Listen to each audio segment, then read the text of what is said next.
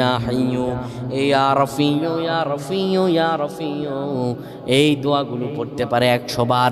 আল্লাহ রাব্বুল আলামিন তার মর্যাদা বৃদ্ধি করে দিবেন, তার জীবনটাকে আমার আল্লাহ সুন্দরভাবে সাজিয়ে দিবেন।